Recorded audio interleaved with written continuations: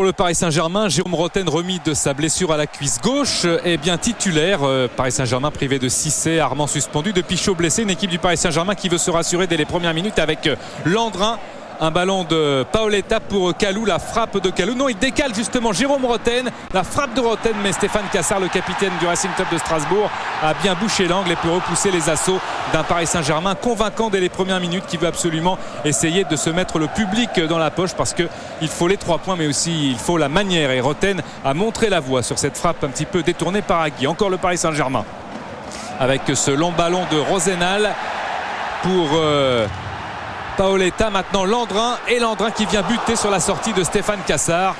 Toujours ce score de 0-0, mais les assauts du Paris Saint-Germain se multiplient face à cette équipe de Strasbourg privée de Deveau, de Pagis, de Le Pen, le dernier buteur et le seul buteur dans ce championnat du Racing Club de Strasbourg, et également de Johansen. Dorasso qui dédouble avec encore Vikash Dorasso et Kalou. Bonaventure Kalou qui donne à Paoletta. La frappe de Paoletta à côté de la cage de Stéphane Cassard. Les essais du Paris Saint-Germain sont multiples, mais Strasbourg, qui est venu pour jouer au football avec 4 attaquants, eh bien ces essais restent pour l'instant infructueux. Jackie Duguay-Pérou veut absolument que son équipe pousse. Jackie Duguay-Pérou qui est donc en train de motiver sa formation avec Lacour. Le ballon de Lacour, et Guimandia, l'attaquant de la Tunisie qui marque à chaque fois avec son pays, n'a pas réussi à tromper la vigilance de Letizy, auteur d'un arrêt exceptionnel. L'extérieur du droit est beau, mais l'arrêt de Letizy est tout simplement somptueux. Ça par contre c'est un mauvais geste d'Osni l'Égyptien, un tacle sévère sur la cheville gauche de Jérôme Rotten. Mauvais coup pris par Rotten, qui reprendra le match mais qui quittera ensuite ses partenaires. Attention à Dorasso, virevoltant ce soir, époustouflant sous les yeux de Raymond Domenech qui est venu au match.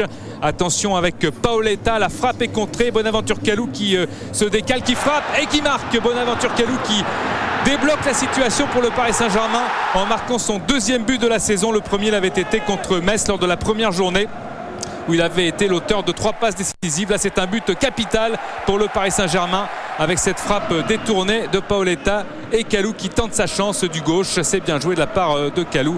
On revoit encore sous un autre angle le travail de Kalou pour s'ouvrir le chemin du but et finalement battre Stéphane Cassard. Une équipe de Strasbourg qui n'a marqué, encore une fois on le répète, qu'un but sur coup franc direct de Le Pen dans ce championnat, et puis qui est malmenée par le Paris Saint-Germain avec cette doublette Kalou-Paoletta qui vraiment fait du bon travail ce soir. On voit le tibia là, de Rotten, je vous en parlais tout à l'heure. Il est obligé de quitter ses camarades. Regardez, il rentre au vestiaire, Jérôme Rotten, et il est remplacé par Sergueï Semak, sous les yeux du président Blaillot, qui est venu hier au camp des loges remonter un petit peu les bretelles de ces hommes du Paris Saint-Germain, parce que pour Nice et la défaite du Paris Saint-Germain ici contre Nice, il fallait absolument que ce soit un accident qui n'est pas à renouveler. Donc eh bien, le Paris Saint-Germain en 2e période continue effectivement sur la lancée de la première avec des attaques incessantes, mais qui trouve Stéphane Cassard, qui trouve les défenseurs du Racing Club de Strasbourg bien regroupés. Une équipe de Strasbourg qui ne renonce pas, même si c'est très très difficile pour elle en ce moment, avec Paoletta qui s'est retourné, encore Cassard qui sauve, et toujours ce score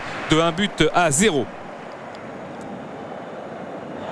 Carton rouge pour Osni, c'est le 2e jaune logiquement distribué par monsieur Le Dentu pour ce tacle par derrière sur Vikash Dorasso. Les choses se compliquent encore un peu plus pour Strasbourg qui jouera à 10 contre 11. Le corner pour le Paris Saint-Germain.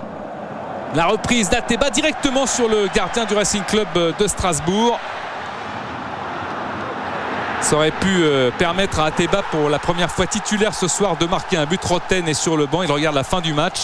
La joie des joueurs du Paris Saint-Germain, car il y a victoire, et Kalou est au micro de Lucien Dabila pour analyser cette belle victoire quand même. 1-0 pour le Paris Saint-Germain sur Strasbourg.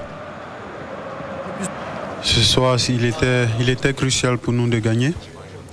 Et pour moi, à titre personnel, crucial de gagner pour oublier notre déconvenu à Abidjan.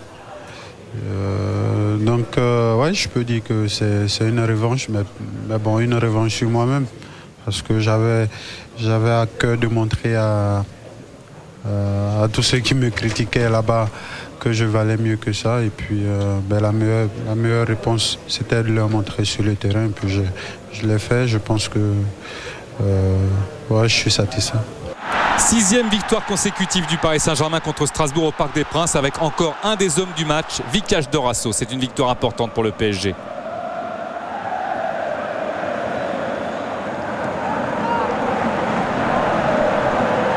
Très importante, il fallait qu'on se reprenne, qu'on fasse plaisir à notre public après la défaite de l'autre fois.